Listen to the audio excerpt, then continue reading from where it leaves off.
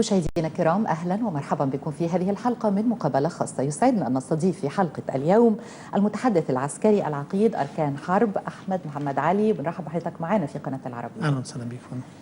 طبعا حضرتك كنت تحدثت في أحد المؤتمرات الصحفية الأخيرة عن العمليات العسكرية في سيناء وما تم إنجازه، وربما حضرتك ذكرت أن أعلى معدلات قام بها الجيش المصري في النصف الثاني من شهر أغسطس والنصف الأول من شهر سبتمبر. تم إلقاء القبض على أكثر من 310 أو أكثر يمكن حتى الآن من التكفيريين. هناك عدد كبير من العناصر المتطرفة، ضبط العديد من الأسلحة بنوعيات جديدة ومختلفة ومتطورة. دخلتم قرى لم يدخلها أحد منذ سنوات زي قرية نجع شبانة والمهدية. هل هناك أي مدى زمني لبقاء الجيش واستمراره في هذه العمليات العسكرية تم تحديده مثلا عام عامين، أم أنكم لم تحددوا هذه الفترة حتى الآن؟ هي العملية العسكرية في سيناء مرتبطة بتحقيق عدد من المهام. تحقيق المهام هو ده اللي هيكون الحد الزمني أو الفاصل الزمني لتنفيذ العملية. احنا وعدنا شعب مصري ان احنا لن نعود من سيناء قبل استكمال تدمير والتخلص من كافة البؤر الإجرامية والإرهابية الموجودة في سيناء واستعادة الأمن والاستقرار في سيناء تمهيدا لعملية تنموية شاملة زي ما أشرنا. وبالتالي الإطار الزمني للعملية مفتوح إلى أن نستكمل كافة مهام تواجدنا في سيناء وأهداف العملية بالكامل. سيناء يمكن كانت مرتع لعدد كبير من الخارجين عن القانون من التكفيريين. جبل الحلال ربما أحد الأماكن اللي بيتمركزوا فيها. هل يعني كيفية السيطرة، وهناك أبعاد يعني جغرافية المنطقة صعبة جدا؟ أكيد وده احنا حددناه واحنا بنشرح الأبعاد والمحددات اللي احنا بنراعيها في تخطيط في سيناء. قلنا منهم هذا العامل، ان العامل الطبوغرافي في سيناء بيوجد نوع من الصعوبات في تعامل القوات نتيجة اختلاف التضاريس في سيناء. ولكن اللي انا بحب باكده هنا ان جبل الحلال او غيره هناك خطه، هناك سيطره على كافه المحاور والطرق، على كافه قطاعات الطرق، هناك دوريات مستمره على الطرق، هناك مراقبه جويه ومراقبه بحريه واعمال تامين بحري. هناك خطه لاحكام السيطره بشكل كبير جدا، واعتقد هي محققه اهدافها خلال الفتره الاخيره بشكل كبير. طيب حضرتك عندما ذكرت أنه تم إلقاء قبض على هؤلاء يمكن أكثر من 300 وكل يوم بنلاقي إلقاء قبض على آخرين، هل حضرتك رصدتوا في العام الماضي خلال فترة حكم الرئيس المعزول مرسي تزايد هؤلاء العناصر، أم أنها كانت عناصر موجودة بالفعل منذ أيام مبارك لأنه الجيش لم يصل أو لم يكن يصل إلى هذه المنطقة؟ لا، أكيد هي تزايدت خلال العام الماضي. وإحنا لو جينا نقيم التواجد الإجرامي والإرهابي في سيناء هنلاقي ليه عدد من الموجات. الموجة الأولى هي موجة نقل الفكر التكفيري من خلال الأنفاق بعد الانسحاب إسرائيلي أحادي الجانب من قطاع غزة وبداية ظهور ظاهرة الأنفاق. بدأ ينتقل الفكر التكفيري عن طريق بعض الجماعات المتطرفة في قطاع غزة إلى شباب سيناء. دي كانت الموجة الأولى. الموجة الثانية هي موجة الهاربين من السجون المصرية في عام 2011. الموجة الثالثة هي موجة العناصر الإجرامية وعناصر الجريمة المنظمة اللي موجودة في شمال سيناء، سواء تهريب سلاح، تهريب بشر، تهريب مخدرات. ودول اللي وجدوا في تبني الفكر التكفيري نوع من البرستيج والإمارة، فيطلق على مجرم إنه الأمير فلان، وبالتالي ده كان نوع من الإغراء لهؤلاء لتبني هذا الفكر. الموجة الرابعة هي بعض الناس اللي تم إفراج عنها خلال العام الماضي. أفرج عن أعداد كبيرة؟ أنا ليس عندي حصر بالأعداد، ولكن هذه هي الموجات المكملة للشكل الكامل للعناصر الإجرامية والتكفيرية والإرهابية الموجودة في سيناء خلال الفترة الحالية. كان يقال أن سيناء تعد لأن تصبح إمارة خلافة إسلامية أو تنفصل، أو يعني هل هناك معلومات حتى من الأمن القومي عن تصور لسيناء كانت ستصبح؟ المعلومات اللي لدينا، وانا اشرت لده في المؤتمر، ان هذه الجماعات التي تتبنى الفكر التكفيري بدات فتواها بتحريم العمل في الحكومه، واعتبار هذه الحكومه حكومه طاغوت، وبالتالي حرمت عمل المسلمين في الحكومه. ثم انتقل هذه الفتوى الى مرحله اخرى، وهي مرحله تكفير من يعمل في الحكومه وبالتحديد الجيش والشرطه. المرحلة الثالثة هي إباحة دم هؤلاء وإباحة قتلهم. هذا هدف يدعون أنه هدف ديني، ولكنه هدف سياسي. الهدف السياسي هنا هو عملية إفراغ سيناء أمنيا، قتل الجيش والشرطة، لمحاولة تكوين منطقة فارغة من قوات الأمن والسيطرة عليها بشكل كامل، ثم البدء في إعلان دولة الخلافة الإسلامية. وأعتقد أن هذا الأمر ليس أمر جغرافي في مساحة معينة، بل أنه خطره أتوقع أنه يمتد لأماكن أخرى، ليس في مصر فقط بل في الإقليم بالكامل. هل كلهم مصريين من تم إلقاء القبض عليهم ولا كان هناك نسبة من فلسطينيين وعدد محدود من الباكستانيين وآخرون؟ طيب مدى علاقة هؤلاء بجماعة الإخوان المسلمين؟ هناك أجهزة أمن ممكن أخرى تتحدث في هذه العلاقة. ليس لدي المعلومات، لست مختص بإدلاء معلومات في هذا الأمر، ولكن أجهزة الأمن الأخرى قد تكون أكثر فائدة مني في الإدلاء بهذه المعلومات. طيب حضرتك أيضا ذكرت أنه تم تدمير عدد من المنازل على المنطقة الحدودية، ربما سيكون هناك إجراء لوجود منطقة عازلة بمساحة أو مسافة 500 متر لتأمين هذه المنطقة، خصوصا موضوع الأنفاق. تحدثت خلال المؤتمر السابق عن منطقة فاصلة في حدود من 500 متر إلى كيلو متر. وطبعا المنازل التي تم التعامل معها، وده بالطبع سيتم تعويض المتضررين من هذا، ولكننا نتحدث عن منازل تحتوي على أنفاق. هذه الأنفاق تستخدم لتهريب الأسلحة والمخدرات والمتفجرات وتهريب البشر وتهريب أو لتسرب الفكر التكفيري. فهذه المنازل تشكل خطر جسيم على الأمن القومي المصري. تعاملنا مع كثير من الأنفاق، ولكن هذه الأنفاق الموجودة تحت المنازل، لأن التعامل معها يهدد أساسات المنازل وبالتالي ستنهار المنازل. فكان لابد التعامل منها، وده أمر أمن قومي مصري يمكن تعويض هؤلاء بالشكل المناسب. ولكن الأمن القومي المصري ليس هناك في أي دولة في العالم منازل على بعد أمتار من الحدود. القاعدة الأساسية في أمن الحدود هو أن يكون هناك مسافة رؤية مباشرة في الحدود بين الدول، وده طبعا مش موجود في ظل منازل منتشرة على الحدود مع قطاع غزة. طيب هل الأهالي قبلوا بهذه التعويضات أو بهذه الإجراءات، أم أن هذا أثار حفيظتهم؟ وخصوصا حضرتك عارف تعلم طبعا أكتر مني طبيعة سيناء والقبلية والعائلات، وأنها طبيعة ممتدة.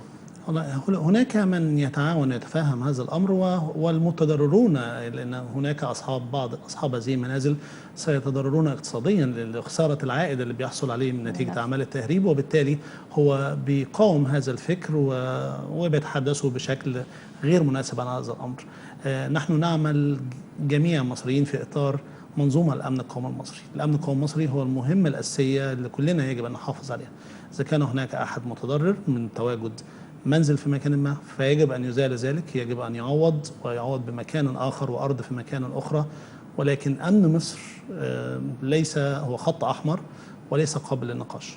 طيب هناك دعوة قضائية حتى يوم 4 ديسمبر ضد هذه المنطقة العازلة، ممكن أن أي دعوة أو حكم قضائي يوقفها، ولا الأمن القومي له الأولوية في أي إجراء، ولا حضرتك؟ والله ده أمر يعني يخضع لرؤية القضاء، أو القضاء المصري قضاء عادل، وبالتأكيد كلنا نحترم هذا القرار. طيب حضرتك أيضا ذكرت عن تدمير الأنفاق، ويمكن شهدنا معدلات لتدمير الأنفاق لم تكن موجودة من قبل ولا في فترة حكم مبارك. طبعا فترة حكم مرسي أكيد كان فيها يعني يمكن كان فيها بعض الممانعة من تدمير الأنفاق على ما أعلم.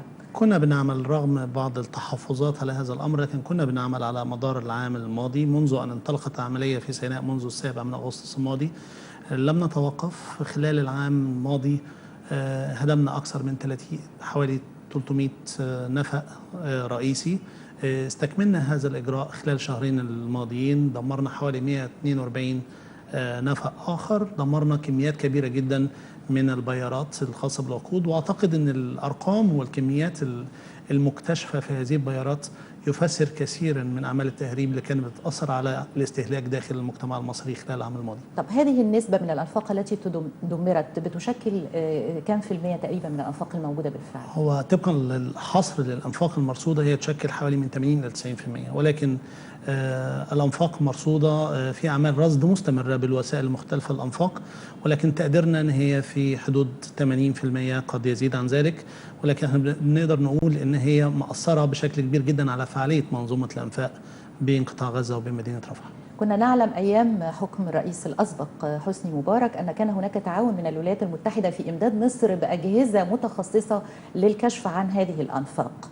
فهل الولايات المتحدة مدت مصر أو أمدت مصر حاليا بأجهزة جديدة، أو في هناك أي نوع من التعاون العسكري مع الولايات المتحدة في موضوع سيناء تحديدا الآن؟ خلال الفترة الحالية ما فيش أي تعاون مباشر موجود، ولكن هو فعلا الولايات المتحدة الأمريكية أمدت مصر بالعديد من الأجهزة اللي بتكتشف الألغام عن طريق إرسال بعض موجات السونار اللي بتحدد الأماكن اللي فيها الأنفاق، ودي احنا استفدنا منها كثيرا ولا زلنا بنتعامل فيها في اكتشاف الأنفاق. ليس هناك خلال الفترة الحالية تعاون مباشر في سيناء، ولكن التعاون بين مصر والولايات المتحدة مستمر وموجود بشكل كامل. يعني أنا هأجل سؤالي تاني عن الولايات المتحدة، لكن هسأل حضرتك إذا هذه المنطقة منطقة دال طبقا لاتفاقية كامب ديفيد، إنه الجيش ما كانش مسموح بتواجده في هذه المنطقة، يمكن قوات من الشرطة بأعداد محددة، وكانت مصر دايما بتحاول زيادة عدد هؤلاء المتواجدين على الحدود لمنع التهريب وخلافه. الآن وجود الجيش في هذه المنطقة هل بيستلزم وجود تنسيق ما مع إسرائيل؟ اولا المنطقه هي منطقه جيم، حضرتك تقصدي منطقه جيم. منطقه دال بتقع على الجانب الاخر، ولكن احنا منذ بدايه العمليه لازم نرجع لنتفهم الاتفاقيه الامنيه الموقعه في اطار معاهده السلام بين مصر واسرائيل. الاتفاقيه الامنيه اللي بتحدد ان في جهازين للاتصال على الجانبين، في كل دوله في جهاز اتصال. اي اعمال بتحدث في المناطق الامنيه الف او ب او ج او د، دي اعمال في قوات موجوده بتراقب هذه الاتفاقيه وفي الأجهزة الأمنية، لأن ليس هناك دولتين في أي مكان في العالم ليس بينهم أعمال تنسيق لأمن الحدود والتهديدات المشتركة الموجودة على الحدود. وبالتالي أي طلبات للجانب المصري، أي ضروريات للأمن القومي المصري، إحنا بننسقها للتعامل مع الأمر في سيناء. وأعتقد أن هناك تفاهمات منذ العام الماضي، لأن إحنا نتحدث عن أمر هو يشكل تهديد للجميع، ليس فقط لمصر، بل يشكل فقط أيضا تهديد للمنطقة بالكامل. مشاهدينا الكرام، فاصل قصير نعود بعده لاستكمال هذه الحلقة، فابقوا معنا.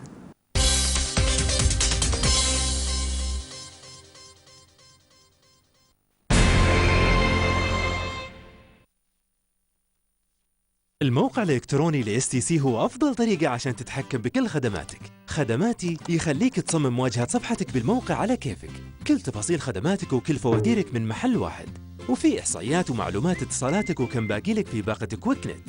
هو باختصار موقع متكامل لتطور معاصر.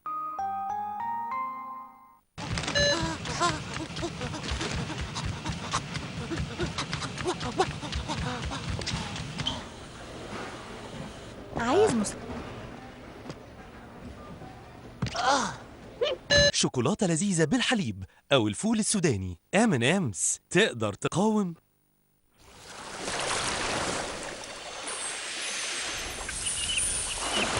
فيحة سر النقاء. يومي ما يبدأ إلا بحاجتين، بوسة بنتي وربيع إكسبرس. صباحي ما يبدأ إلا بحاجتين، الفيسبوك وربيع إكسبرس. ربيع إكسبرس للتركيز والفوقان. زمان اختلف الأخين تويكس ففصلوا إنتاجهم عن بعض، وكل واحد فيهم حب يعمل أحلى صباع شوكولاتة. بس اللي حصل إنه اللي على اليمين حط كراميل على البسكوت، وبالصدفة اللي على الشمال برضه حط كراميل على البسكوت. اللي على اليمين غرق الصباع في الشوكولاتة، واللي على الشمال برضه عمل كده. في الآخر الصباعين طلعوا زي بعض بالظبط، بس كل أخ لسه مقتنع إن التويكس بتاعه أحلى. تويكس، كل صباع أحلى من التاني.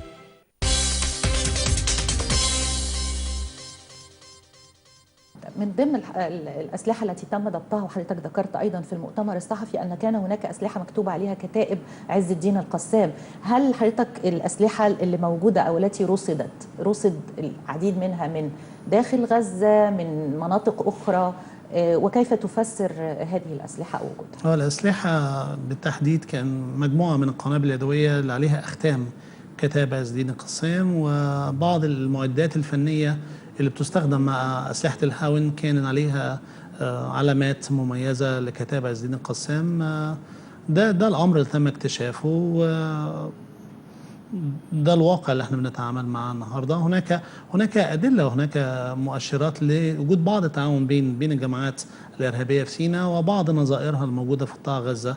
احنا لسنا نتهم احد، وانا اكدت احنا لا نواجه اتهام لاحد، ولكن احنا نلزم الاخرون ونلقي بمسؤوليات على الجميع، لان تامين الدول وتامين الحدود المشتركه بين الدول هي مسؤوليه للطرفين، وبالتالي نحن نقوم بعمليه عسكريه تامين الامن القومي المصري من اتجاهنا. واعتقد ان هناك واجبات ومسؤوليات على الجانب حكومه حماس لبذل المزيد من الجهد لتامين الحدود ومنع اعمال التهريب واعمال التسلل لاي عناصر كانت تهدد الامن القومي المصري.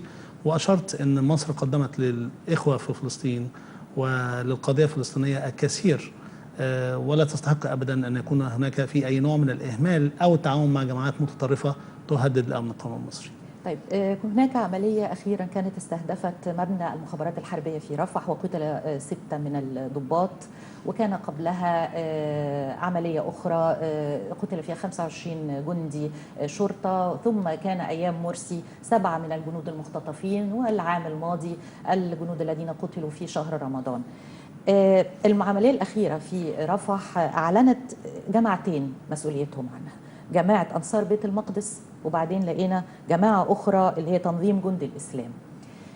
هل علمتم من الذي قام تحديدا بهذه العمليات أم أنها تمويه ولا لسه ما عرفناش منها؟ هناك أجهزة مختصة في التعامل مع مثل هذه الأمور، أجهزة من الدولة، أجهزة أمنية مختصة لتحديد هذا الأمر، ولكن احنا كمؤسسة عسكرية نحن نتعامل مع إرهاب.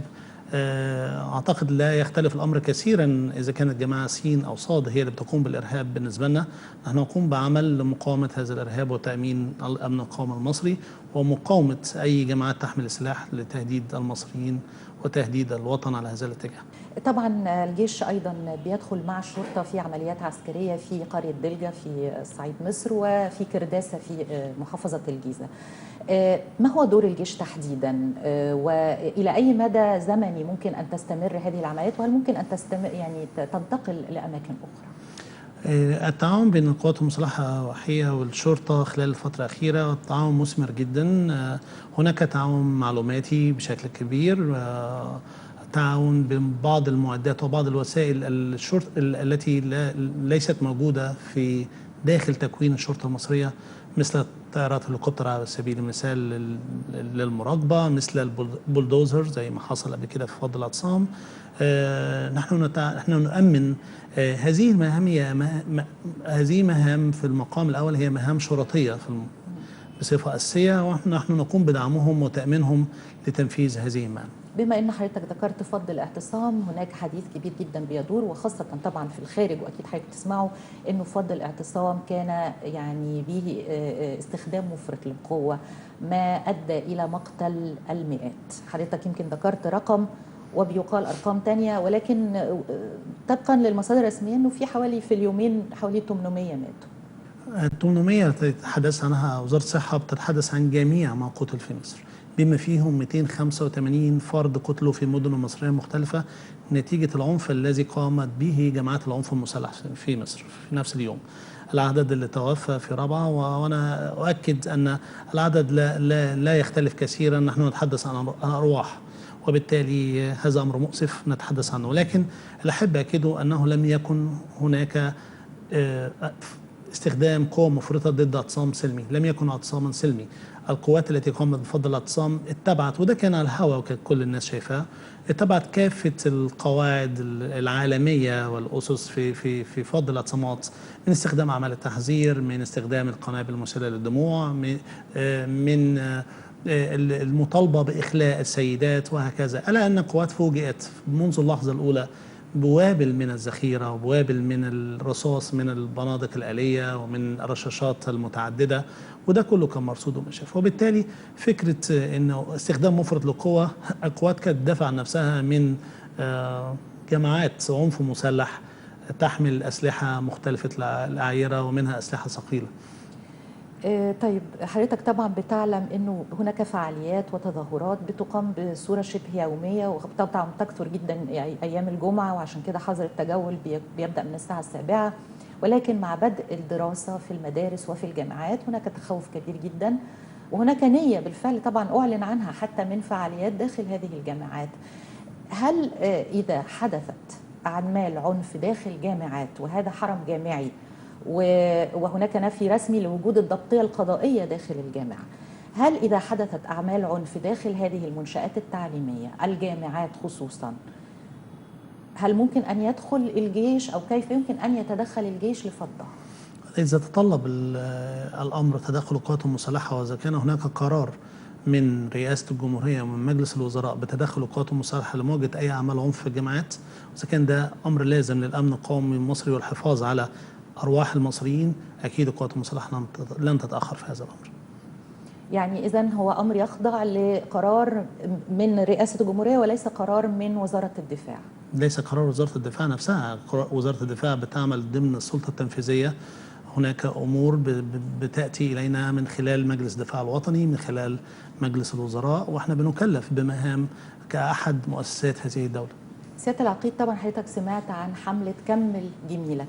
حملة كمل جميلك هي بتطالب بالفريق أول عبد الفتاح السيسي بأن يكمل جميله ويترشح لرئاسة الجمهورية، وبيتم جمع توقيعات الآن في عدد من المحافظات ومن الأماكن، ويمكن كمان وجدنا بعض حتى السياسيين. الدكتور مصطفى حجازي المستشار السياسي للرئيس بيتحدث علنا انه يعني ممكن الفريق اول عبد الفتاح السيسي ايزنهاور الثاني، وحتى السيد عمرو موسى بيقول انه ده ممكن يكون مطلب شعبي او يكون يعني هو ده الامل مثلا. يعني مش هقول بنفس النص، ولكن كتير جدا بيطالبوا او بيروا انه الفريق اول عبد الفتاح السيسي هو الرئيس القادم لمصر. وهي كل هذه الامور في اطار مشاعر وطنيه من الشعب نحن نقدرها، ولكن الفريق اول عبد الفتاح السيسي اكد في اكثر من موضع انه حمايه اراده شعب مصر عنده اعز بكثير من حكم مصر، واكد في اكثر من موضع اخر انه لا يفكر بهذا الامر. واحنا اكدنا ده في خلال لقاءات متعدده، انه سيادته اكد ان قيادته لمؤسسه عظيمه زي القوات المسلحه المصريه هي اسمى طموحاته، وان حرصه على الاستمرار في المؤسسه وتطوير هذه المؤسسه العريقه، الحفاظ على الجيش المصري من ضمن افضل الجيوش والجيوش المصنفه في العالم، هذه اقصى طموحاته. فالى الان اعتقد ان السيد الفريق عبد الفتاح السيسي اكد كثيرا انه لا يفكر في هذا الامر. برضو يعني هناك من يتحدث عن وجود عسكريين سابقين ممكن انهم يترشحوا، يعني حديث عن احتمال او امكانيه ترشح الفريق سامي عنان، وهو كان يعني ساعات بنلاقيه بيقول وبعدين بعد كده بينفي.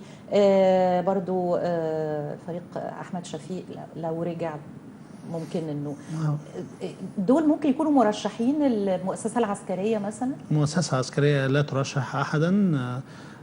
سيد الفريق سامي عنان وسيد الفريق احمد شفيق هم مواطنين مصريين حاليا، لهم من الحقوق في طبقا للقوانين والدستور المصري ان يفعل وان يترشح كما يحلو له، لكن المؤسسه العسكريه لها موقف ثابت انها لا ترشح احد وانها لا تتدخل في العمل السياسي. وجدنا أيضا طبعا الجدل الكبير جدا حول محاكمة مدنيين أمام المحاكم العسكرية، خاصة بعد إلقاء القبض على الصحفي أحمد أبو دراع. وأحمد أبو دراع هو من سينا، وهو مراسل لصحيفة المصري اليوم وأيضا لأحد القنوات التلفزيونية، وبيخبر عدد من الوكالات أيضا بالأخبار، ووجدنا أنه هو بيحاكم الآن أمام محكمة عسكرية. أنا كنت أشرت في مؤتمر خلال الأسبوع الماضي أن الجرائم التي يخضع إليها المدعو أحمد أبو دراع هي جرائم في اختصاص أو في كحق أصيل للقضاء العسكري وليست من اختصاص القضاء المدني. أحمد أبو دراع متهم بأنه تواجد في أماكن عسكرية محظور التواجد بها إلا في تصريح، وده ما حصلش، إنه كان مع تصريح. أيضا أذاع أخبار عن المؤسسة العسكرية وعن العمليات العسكرية في سيناء عمدا بشكل كاذب، حيث اتهم الجيش المصري بهدم المساجد وبقتل النساء وقتل الأطفال، وهذا أيضا لم يحدث. وبالتالي هذا ليس موقف للقوات المسلحة ضد الصحافة المصرية أو ضد الصحفيين المصريين، ولكن هذا الشخص عليه علامات استفهام. يجب أن المؤسسة العسكرية في إطار حفاظها. إيه علامات الاستفهام؟ علامات استفهام إنه له أقارب من الجماعات التكفيرية والإرهابيين، أن أحمد أبو دراع بيتواجد في أماكن العمليات الإرهابية قبل وقوعها بفترة معينة، أن أحمد أبو دراع رصد أنه أبلغ عن عمليات إرهابية قبل ارتكابها، كان موجود في أماكن مختلفة، وبالتالي هذا الأمر يجب أن احنا كمان لازم نعرف ماذا يحدث وأن احنا نحقق معاه، وإذا كان بريء ده أمر القضاء. سيادة العقيد أركان حرب أحمد محمد علي المتحدث العسكري، بشكر حضرتك جدا على هذا اللقاء، وشكرا لكم مشاهدينا الكرام على حسن المتابعة، وإلى اللقاء.